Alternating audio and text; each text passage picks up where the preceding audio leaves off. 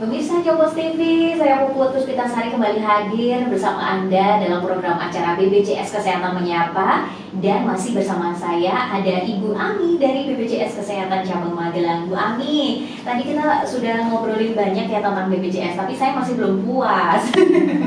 Bu, sebetulnya apa saja sih yang menyebabkan kartu JKN-nya kita itu non-aktif? Dan sekarang masyarakat juga masih ada kebingungan. Ini yang benar itu kartu JKN, kartu KIS, atau kartu BPJS? Masih ada yang seperti itu juga Ibu ya. Gimana Bu? Mungkin boleh dijelaskan. Ya, gini Mbak, sebenarnya memang yang paling ngetren gitu ya mungkin BPJS gitu ya. Nah, sebenarnya BPJS itu adalah badan penyelenggara, itu nama kantor kami, Badan Penyelenggara Jaminan Sosial. Bahkan itu ada dua kan, kesehatan sama tenaga kerja. Nah ini yang masyarakat kadang masih bingung, BPJS taunya satu gitu seperti itu. Dan kami sering ditanyakan juga terkait dengan ketenaga kerjaan, gitu taunya ditanya tentang kesehatan gitu ya. Jadi memang jadi BPJS itu adalah sebenarnya nama kantor kami, badan penyelenggaranya disebut BPJS, ada dua, kesehatan sama ketenaga kerjaan. Nah ini adalah penyelenggaranya ya, jadi disebutnya. Kemudian untuk programnya kami membawahi di jaminan kesehatan nasional, namanya disingkatnya program JKN. Nah akhirnya teman-teman berpemirsa menyampaikan JKN seperti itu. Nah adapun kartunya itu disebut kartu Indonesia Sehat. Nah ini yang masyarakat masih aku punyanya kartu BPJS, aku punya kartu KIS, itu sama saja mungkin. Jadi ini adalah yang masyarakat bagaimana menyebutnya, pemirsa bagaimana menyebutnya, ini yang paling mudah pada intinya kan seperti itu. Nah ini yang perlu kita sampaikan adalah update sekarang. Pemirsa tidak perlu istilahnya kebingungan kalau kartu saya hilang kemudian saya bilang, kita cukup pakai KTP ya? Iya, KTP. Nah yang perlu kami garis bawahi, KTP ini yang tercatat di Dukcapil ya, sudah terverifikasi di Dukcapil. Karena kan memang masih ada barangkali KTP yang di bawah 2012. Nah, yang masih jadul ya, itu jadi ada mungkin perekaman dan sebagainya ya. Ini nanti untuk jadi dari pemirsa mungkin dicek juga apakah memang dia sudah KTP elektronik yang terupdate di Dukcapil atau belum, seperti itu. Karena memang beberapa masih ada kendala yang waktu itu barangkali belum seluruh kecamatan online, sehingga ada yang double nick. Nah namanya satu tapi nicknya dua atau dan sebagainya. Itu ada. Jadi ini memang perlu kesadaran dari kita sebagai pemilik data saya sudah betul atau belum ya, seperti itu. Itu nih khususnya untuk yang di bawah 2012 mungkin belum update ya. Ini kalau barangnya kita terima, sehingga ini menjadi catatan bagi kita semua untuk aware, peduli dengan data kita. Jadi pakainya nih, kalau misalnya kita juga mengedukasi kepada seluruh masyarakat supaya mengakses. Nah ini tapi nanti ada kendala barangkali di yang sudah sepuh, ini yang ada kendala mobil JKN. Nah di situ nanti ada KIS digital. Nah kalau KTP kan izin satu, kemudian KIS cukup menunjukkan itu untuk bisa berobat sudah bisa. Jadi sekarang itu berobat nggak perlu pakai kartu KIS yang fisik ya, tapi bisa pakai KIS digital atau pakai KTP aja. Jadi dompet kita sekarang nggak tebel banget banyak kartu ya Bu. Oke, nah ini pemirsa Jomos TV udah download aplikasi mobil JKN belum? Kalau belum harus sekarang download, terus dipelajari apa saja fiturnya karena lengkap sekali. Saya punya Bu. Oke, dan ternyata banyak sekali kemudahan ketika kita mendownload aplikasi mobil JKN ya Bu ya. Jadi ketika ada KIS digital, kita nggak perlu lagi bawa kartu fisik ketika akan berobat ya. Saya sendiri kalau misalnya berobat ke vaskes seperti itu, tinggal menunjukkan ke KIS digitalnya aja. Dan ternyata sekarang diterima. Memang kita sudah menggunakan itu. Jadi apalagi nanti ke depan kita akan gerakkan. Jadi kan pada waktu kemarin-kemarin lah ya, kita banyak sekali keluhan terkait antrian di vaskes. Jadi kalau mau ke vaskes ngantri dari subuh gitu ya, mungkin pernah viral. Iya, karena ngantri sandalnya. Seperti itu. Ngantri sandal. Nanti lewat mobil JKN itu sudah bisa antri lewat online, sehingga ketika jadwal dokternya atau kebetulan terjadwal nanti di jam 9 ya, nanti Mbak Puput cukup datang jam 9, tidak perlu dari subuh ngantri seperti itu. Jadi yang sakit nggak tambah sakit karena antrinya lama. Iya, jadi cukup datang sesuai dengan jadwalnya. Kan segera untuk dapat. Ada kepastian pelayanan. Iya. Dan sudah banyak Bu yang menggunakan itu.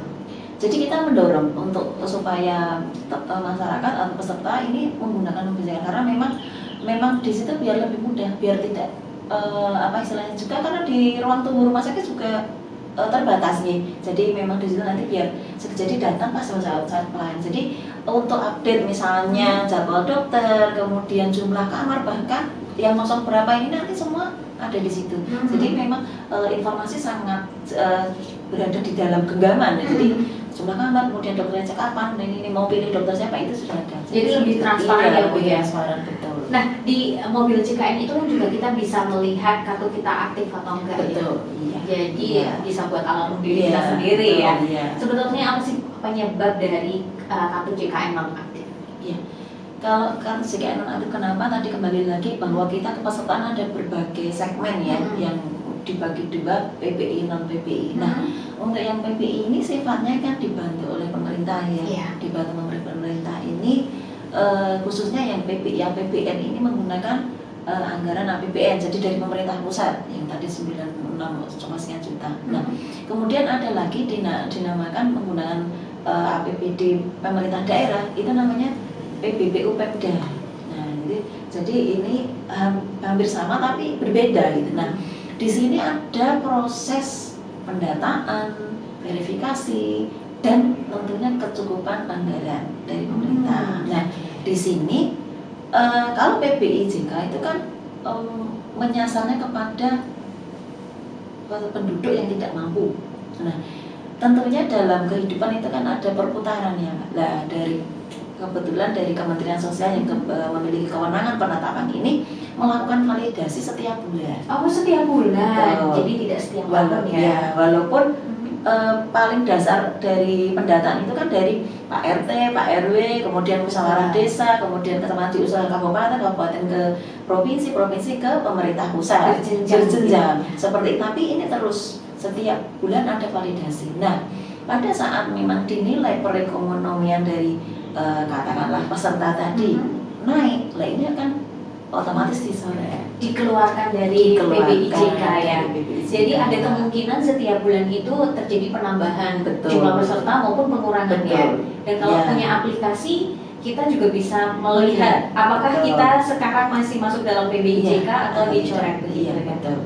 Karena kalau kita menunggu informasi, ini kan terlalu lama. Katakanlah per 1 Mei misalkan sudah ditetapkan SK Kemensos, yang non aktif si asli untuk turun sampai ke kami di daerah tentunya kan lama, padahal tanggal katakanlah turun sampai ke kita tanggal 15, belum ke yang bersangkutan informasi masih butuh waktu lagi. Padahal kan misalnya tanggal 1 sampai 15 apakah membutuhkan layanan atau tidak. Nah ini, jadi pemirsa bisa langsung ngecek, tinggal mengetik nomor NIK-nya nanti sudah keluar. Kalau dia merah berarti dia posisi tidak aktif. Jadi kalau misalnya sudah tidak aktif sebagai PBIJK, apa yang harus kita lakukan? Nah ini kalau untuk, karena tadi sifatnya pendataan, ini kan kita tidak bisa semau kita dalam artian ya, karena kan tadi ada pendataan kemudian sebagainya. Nah ini kalau dari kami ya kami menyarankan pindah ke mandiri. Ya, karena kan kalau untuk kembali lagi ke PBIJK ya prosesnya panjang. Nah, apakah dari verifikasi pendataan ini apakah memang dia masih masuk di kriteria itu? Nah, ini kan nanti ada Pak Lurah, ada perangkat desa yang menentukan ya, karena ada memang kategori itu kan ada ketentuannya. Tapi katanya ada keistimewaan Bu. Kalau misalnya dari PBI karena belum tahu informasinya bahwa dia dicoret, kemudian setelah 2 bulan atau 3 bulan dia baru menyadari dia sudah tidak lagi menjadi penerima PBI, kemudian mengakses kesehatan, saldonya nggak aktif nih, kemudian dia ingin pindah ke peserta mandiri, itu dia kena denda nggak Bu selama 3 bulan berjalan ini? Oh, tidak ada denda. Tidak ada.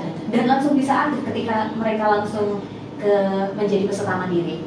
Kalau sempat non aktif, jadi misalnya kan tadi beberapa bulan, nanti dia akan terkena kayak masa tunggu 14 hari. Karena kalau di kami ada ketentuan keaktifan itu ada 14 hari tunggu, masa tunggu dari pendaftaran, kemudian akan keluar virtual, dia akan dibayarkan setelah 14 hari baru bisa dibayarkan, seperti itu.